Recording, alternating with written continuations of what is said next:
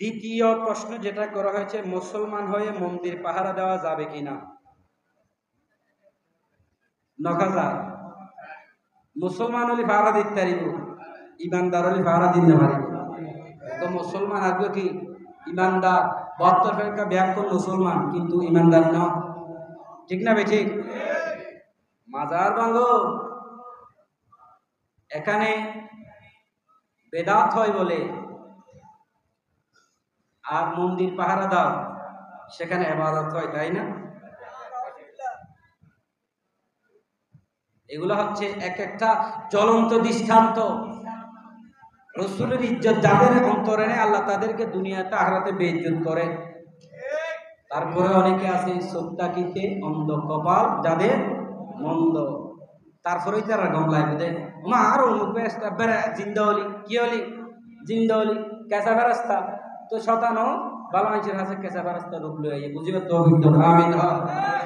আমাদেরকে বলতা মাজার পূজা করি, মাজার পূজা করি, তো মাজার পূজা তোমাদের ভালো লাগে না, তো আমরা বলবো পূজার জন্য তোমার, এই জন্য তোমার ওই পূজার মণ্ডপে গিয়ে পাহাড় দিতে তোমার ভালো লাগবে। আল্লাহ তোমার মাজারের খেদমতে তোমাকে কবুল করবে না, আল্লাহ তোমাকে কবুল করবে তোমার জন্য যেখান থেকে মন্দির তোমাকে হেফাজতের জন্য আল্লাহ তোমাকে কবুল করেছে। বুঝার তৌফিক দান করো। আল্লাহর ওলিদের মাজারে গিয়ে হামলা করো, দলিল দাও যে আল্লাহ নবী বলেছেন উঁচু কবর দেখলে ভেঙে দেওয়ার জন্য। আমি বলবো তিরমিজি শরীফের বর্ণনা, ইমাম তিরমিজির মাজারটা দেখে আসো, তুমি দাঁড়ালেও তার উপরে হাতে চুইতে পারবে না। হাদিস বর্ণনা কার থেকে? মাওলা আলী শের হুদা থেকে। দুররে নজব মাওলা আলীর মাজার শরীফ দেখো, তুমি দাঁড়ালেও সেই উপরে চুইতে পারবে না। সুবহানাল্লাহ। যে আপনাকে মদ খাইতে মানা করবে, সে যদি আপনার সামনে মদ খায়, আপনি কি তার কথাকে মানবেন? যে আপনাকে বলতেছে এই পথে যাইও না, দেখতেছেন একটু পরে সে নিজে যাচ্ছে, আপনি তার কথা মানবেন? তো মাজার যারা না ভাঙার জন্য রেওয়ায়ত বর্ণনা করছে, তাদের যদি মাজার থাকে, আপনি সে রেওয়ায়ত কি মানবেন?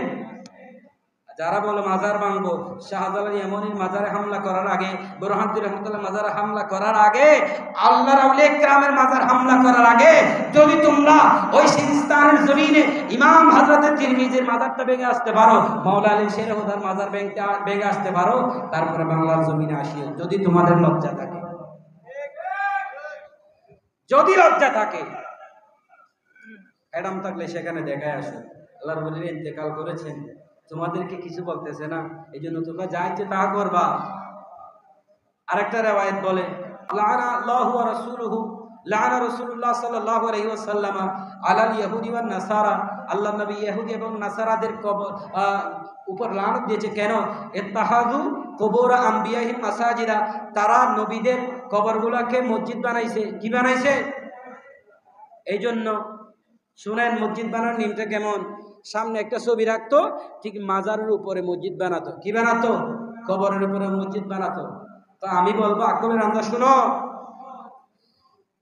কবরের উপরে গিয়ে যে তুমি সিজদা করবা সেটা 2 মিনিট পরে, কিন্তু তুমি তো আগে গিয়ে কবরের উপরে দাঁড়াবে। কি করতে হবে? কবরের উপরে দাঁড়াতে হবে। তো ইহুদি নাসারারা বাস্তবিক পক্ষে বুজুর্গানে দিন, তাদের ধর্মের যারা বুজুর্গ, তাদেরকে ইজ্জত দেওয়ার জন্য মাজারকে মসজিদ বানায় নেই, বরং সে তারা যদিও বা মসজিদ বানিয়েছে, এটার মাধ্যমে সাহেবে মাজারের বেইজ্জত হচ্ছে, কারণ সিজদা দেওয়ার 2 মিনিট আগে গিয়ে কবরে দাঁড়াতে হবে। তো সেই কবরে গিয়ে তুমি দাঁড়াবা, দাঁড়িয়েছে এই জন্য আমার রাসূল লানত দিয়েছে।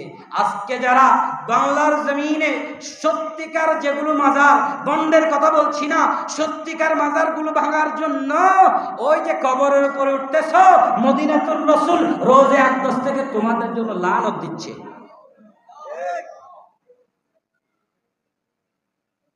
মাজার ভাঙার আগে মাজারের যারা গোলাম, তাদের সাথে দলিলে মোকাবেলায় আসো, দলিলে মোকাবেলায় আসো। পশুর কাজ হচ্ছে গায়ের বল দেখানো, আলেমের কাজ হচ্ছে দলিলের বল দেখানো, ঠিক না বেঠি? আগে দলিলের বল নিয়ে আসো, তারপরে মাজার ভাঙতে যাও। এরপরেও যদি বলো মাজার ভাঙতেছে, সুন্নিরা কিছু করতেছে না, সুন্নিরা তোমাদের মতো এত গুন্ডামি ফান্ডামি করতে পারে না। হযরত হাজ আব্দুল মুত্তালিব ছেড়ে দিয়েছে, খানায়ে কাবা ভেঙে ফেলো, খানায়ে কাবার মালিক রক্ষা করবে, আমরাও ছেড়ে দেব। তবে এটা মনে করিও না এটা মনে করিও না যে ক্ষমতায় যেতে পারবা আল্লাহর ওলিদের সাথে বেয়াদবি করে, এটা মনে করিও না। আল্লাহ বলছেন আল্লাহর আরদু ইয়ারিসুহা ইবাদিয়াস সালিহুন, এখনো পর্যন্ত ক্ষমতা বন্টনের স্টেশন হচ্ছে আল্লাহর আউলিয়ার দরবারগুলো। সুবহানাল্লাহ বলেন।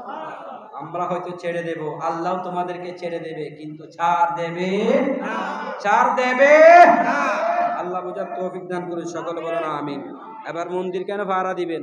তো যাদের ভালো লাগবে তারা ভাড়া দেন, কারণ তোমার বাপ দাদা হেফাজত করার দায়িত্ব তোমার, তুমি ভাড়া দাও। যেখানে শিরিক হয় সেখানে আল্লাহ লানত হয়, সেখানে পাহারা দিলেও লানত, সেখানে গেলেও লানত, সেখানে গেলেও কি লানত। এবার বলেন পাহারা দেওয়া জায়েজ আছে না নাই? সুন্নিদের জন্য জায়েজ নাই, বাতিলদের জন্য জায়েজ আছে। আল্লাহ বুঝার তৌফিক দান করুন, সকল বলেন আমিন।